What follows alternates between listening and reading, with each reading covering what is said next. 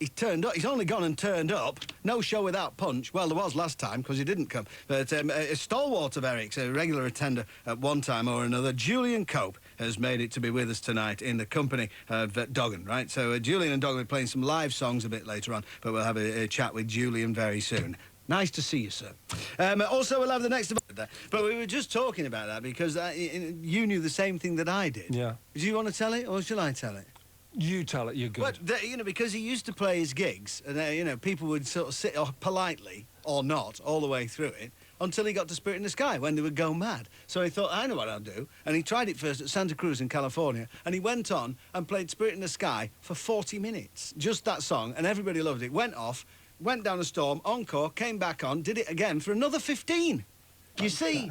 See, that's accepting your own metaphor. A bit old class. Yeah, I like that. And we were talking about last night about the trouble of getting in and out of car parks for these big gigs, because the whole of this area was locked because people were going to see Coldplay at Bolton Reebok Stadium, right? And this is from Daniel Victor Moore. He says, listening to all the car park woes of your listeners, may I suggest they do a little planning and pack themselves a little picnic, a couple of pillows, sleeping bags, book, quality radio station, snuggle down for a few hours, kip until all the traffic is gone, you see, and don't stress about it. And I was thinking the obvious extension of that, camper van. And then I thought, you had a camper van, didn't you, that used to park outside your own gig at the front door? Absolutely, yeah. With a shield on the side? Yeah, absolutely, because I was a thorough mofo.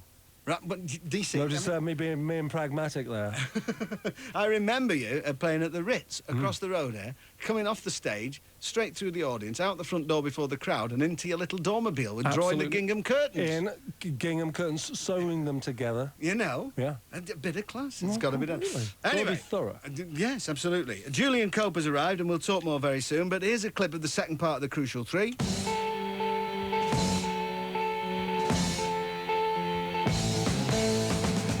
OK, so if you know what that is, text us on 88 to 91, mark.radcliffe@bbc.co.uk is the email, and stick your phone number on, please. Julian Cope after this. Coming up on his show, aren't they, and getting ready to play with us in October is what they're doing. Julian Cope, welcome. It's good to be here. Well, it's good to see you. I was thinking of not turning up myself tonight and leaving it to you. Are you chewing? Would you like to bring that out into the studio and let us see what you've got there? So no, listen. I mean, I came out of the men's executive washroom. Yeah. And found you unloading your copious equipment from the lift. And you said, "I'm here and I'm being professional." And I said, do you know how professional I am? I'm parked in the Director of Religious Broadcasting's space because I thought that was the most appropriate. That kind of is appropriate, isn't it? But I've got to ask, because we did have a programme where I got to play a lot of records. Yeah.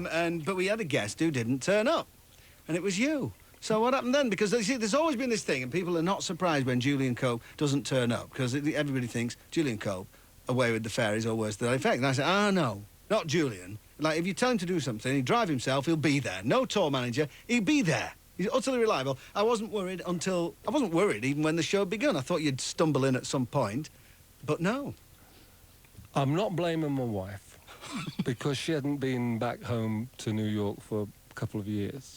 But January the 1st this year, I recommenced my second psychedelic phase. Right. And I was right in the middle of a very psychedelic phase when she went away. Did she take the children with her? She took the kids with her. Ah, well, there you go, you see. We live in the middle of nowhere, and I was so psychedelically informed that week. Yes. That the days rolled in, and it was like a 9-day weekend. Was it? Yeah. Because it must have started on the day of the show, because you phoned on Wednesday and left a message saying, no problem, see you Friday. We don't have a show on a Friday, of course. And but anyway. I am really sorry. It's all right. It's all right. I just thought, well, I would give you the chance to explain yourself. So Julian Cope is here tonight, and if there's anything you need to ask him about the acting head of religion of BBC North this evening. Some music later on. You're going to play live for us with your good friend Doggan. Hello, Doggan. Very good. Who's, I very much hope his T-shirt isn't visible on the webcam, or else the head of religion will probably be coming in to reclaim his parking space, and indeed the airwaves.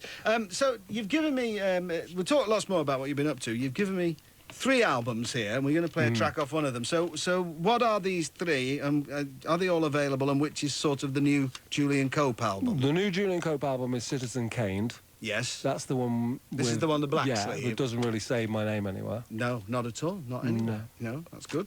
And then the other one is a sampler of stuff that I've been listening to lately, which is you've got to play the new Lou Reeds, but I suggest you take it home first so that you but they're good. Okay. Whiny and neurotic. We like a bit of that. I think that they'll fit well. A description that's been sort of put against me and you at times. Well, absolutely. You know. So anyway, and so the last one, which we are going to play a track from, which is the best of a Brain Donor, which has just come out in America. So this is your power trio, you and Doggan. Me and Doggan and Kevlar from Spiritualized, and it's erudite and moronic simultaneously.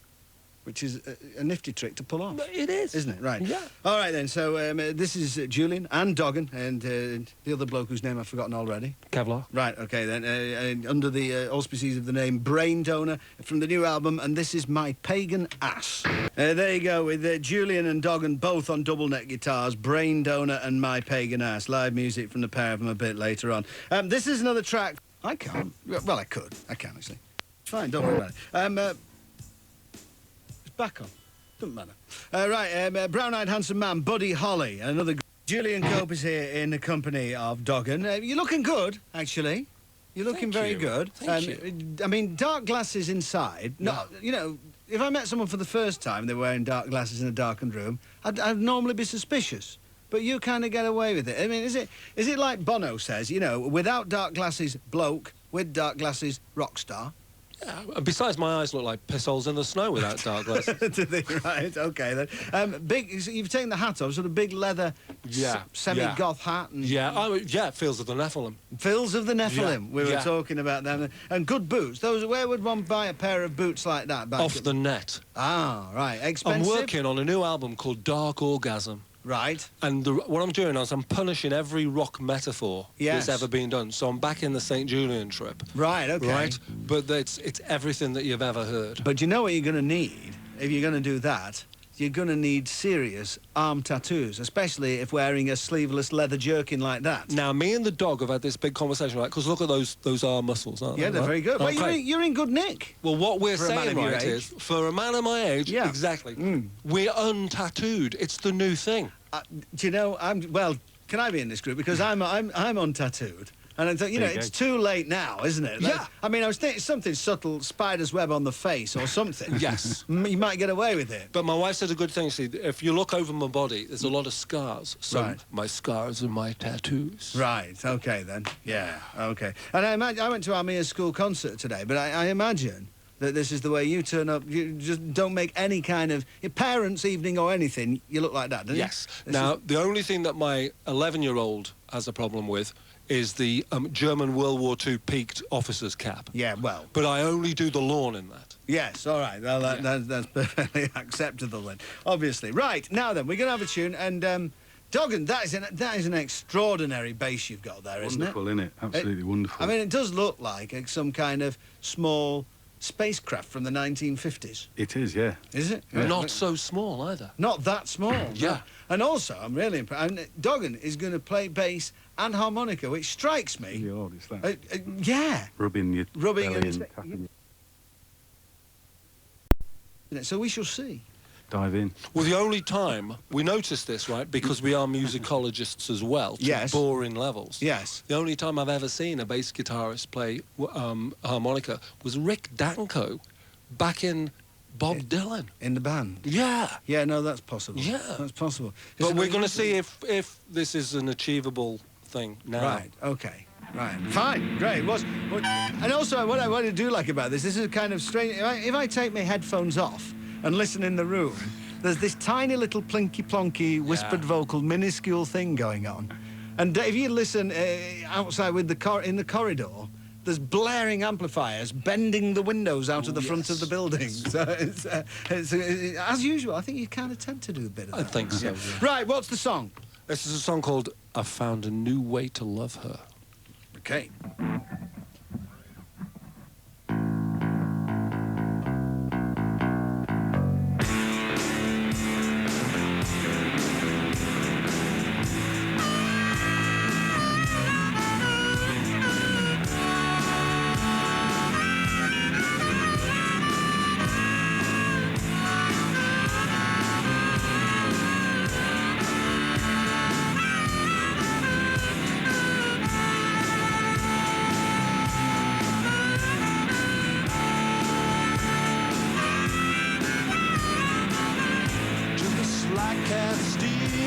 I'm losing the thread on account of you.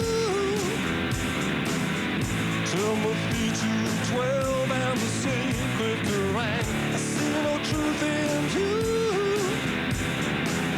All women paint their faces and hear job deskers, nothing, no review.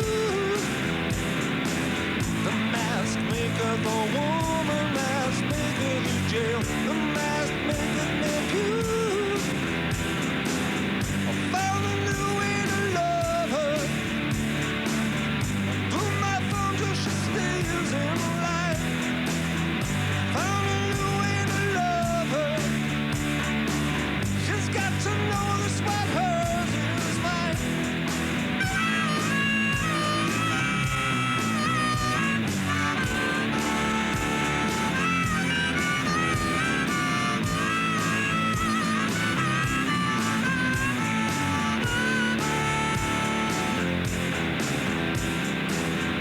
Just like Ken Begley, I'm losing my head on account of you.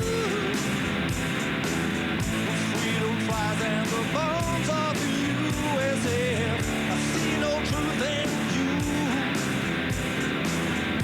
All you Catholic priests and the biblical boys, Christian, Muslim, Jew. All the freedoms we march for the way to destroy such a heinous fool. Found a new way to love her. Found the nails and I keep her in gold. Found a new way to love her. Just like a dog should good on all fours. Oh yeah.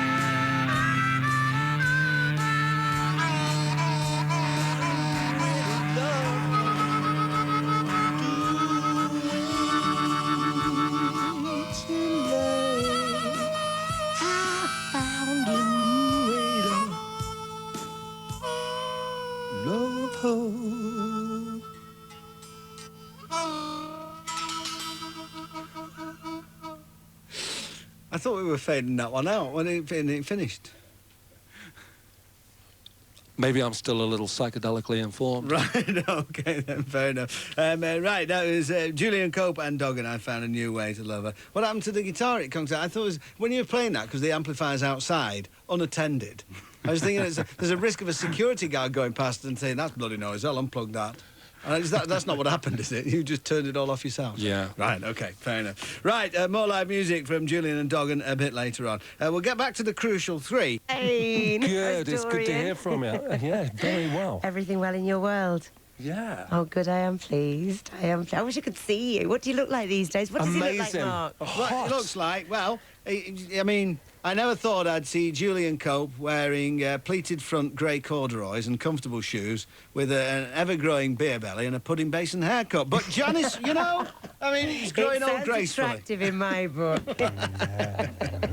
I am really sorry. I've literally just arrived, flying by the seat of my pants. I forgot my glasses. And of course I can't see a blinking thing, so I had to go all the way back. And so I've missed stuff. Is it sounding great? Well, we played one record and he's done one, which was fantastic. I Found a New Way to Love Her, which actually Julian Nicky has been on saying that was utterly fantastic. Where can I get it? It's on my new album called Dark Orgasm. So you can't get it yet. That's not out yet, is it? When do we get hold of that? Is it online or? November. Right, okay. So you've got to wait for that, Nicky, or listen again tomorrow morning and burn a load of CDs and flog them. You still living in Wiltshire? What? Yeah. Oh, good. What are you up to tonight? Well- Now you've got your glasses. Why don't you have a studio pair as well? I should do, really, shouldn't I? Oh, Julian. And, Julian, when there's a substantial gap between Mark and I, come and see us in Birmingham. Is that an invitation? Yes, it is an invitation. Okay. Thank you. I'd love to. All right, that's lovely. I'll hold you to it. Yeah, I will. All right, then. You Have take care. plenty of records handy, just in case. In case he doesn't turn up. Hey, no, that's a blip, man. That's he's a professional. a one-off blip. What was the reason? What did happen? I was on drugs. Well, okay, then. Right, okay. You do it. Fair enough. All right, Bye, see you later. love. Bye-bye. All right. These are the Ravenette. Well, and Stuart's been on. He said, as previously asked, when are Julian and Robert Plant going to collaborate on something? Both are long-haired shamanistic types, and Plant has name-checked Cope as a huge influence. It's got to happen. Do you know Robert Plant? No. Nice bloke. You'd like him. You'd like him. Now, I'll give you his phone number. And then you can see if we can get anything together. You weren't at Glastonbury, were you? I would have thought sort of... Do you not feel drawn towards Glastonbury? I thought that would have been right up your street. I'm on a kind of a mountain metal phase at the moment, so I was at Download instead. Oh, were you? Right. Yeah. So were you playing there? No, just appearing as a super punter. Right, OK. And who was on at Down... Was Black Sabbath on? Sabbath were great. Yeah. I wish they hadn't done Dirty Women, but they were great. Yeah. Velvet Revolver were good, apart from the singer. Yeah, I don't quite get that. I don't know much about them, but I saw him on Live 8 and thought... Yeah, and anyway, go on, yeah. Anyone else you saw? Yeah, and I saw Anthrax, who I hadn't seen in ages, and, we used to share a label, so it's a few laughs. Right, good. Is it a good festival, Download? Is it? I like it, yeah. I think there's a lot of... it's just Midland. Mm. Yeah. Me and Doggin are we're just so Midland, and I didn't realise how Midland it was till we were in there, and it's just like...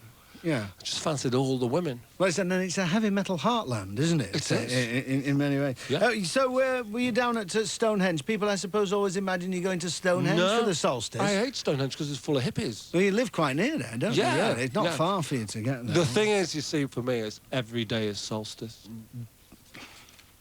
And what about the modern antiquarian was? Because we were talking before, actually, that we share, not a recurring dream, but a morbid, almost daily thought, don't we? Which is about, because, I don't want to be buried. I want to be cremated. Yeah. Just in case there's that percentage of a percentage point chance that I'm not dead and I'm down there. And I know it's stupid. I mean, they've got good ways of telling these things these days, but just what in case just all the equipment goes wrong that day?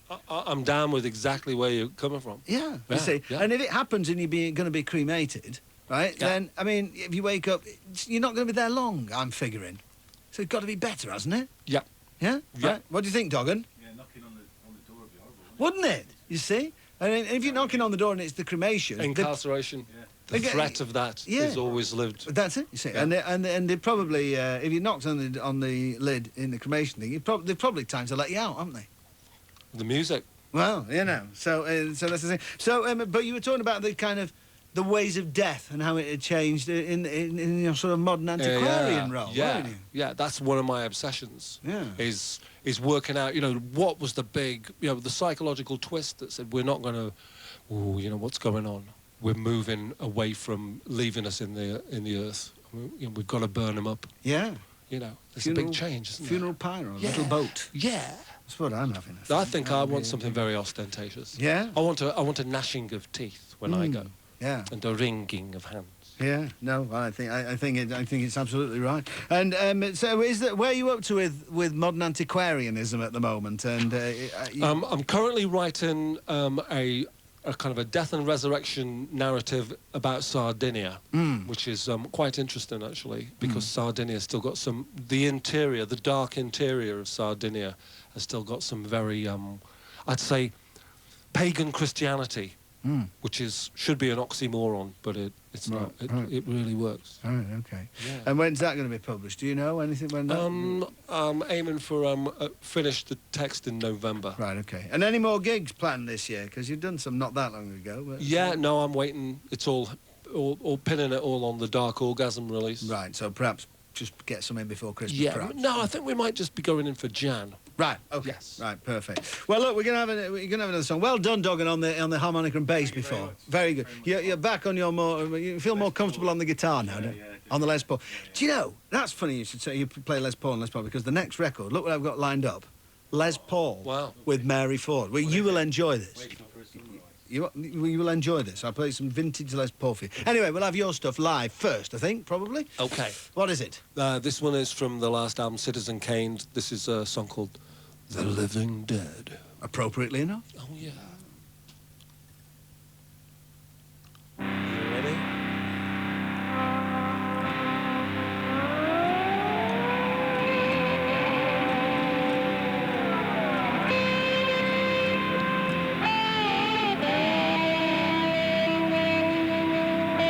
Listen to the living dead. Listen to the living dead. Listen to the living dead. Listen to the living dead. This time I walked out in the streets today. I heard a young girl say to her mother, "Did you watch Big Brother?" I knew I was listening to the living dead. To the living dead. I walked in to a small cafe where reality telling replaced conversation, and to my frustration, I filled my belly with the living dead. With the living dead. Yeah, you can run, but you can't hide. To seize your brainwashed mind with the abject potion that seeps through the ocean of the living dead. Of the living dead. Of the frozen corpses of the living dead.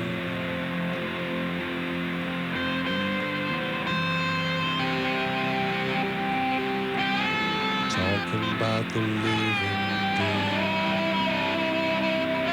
Talking about the living dead. Talking about the living dead.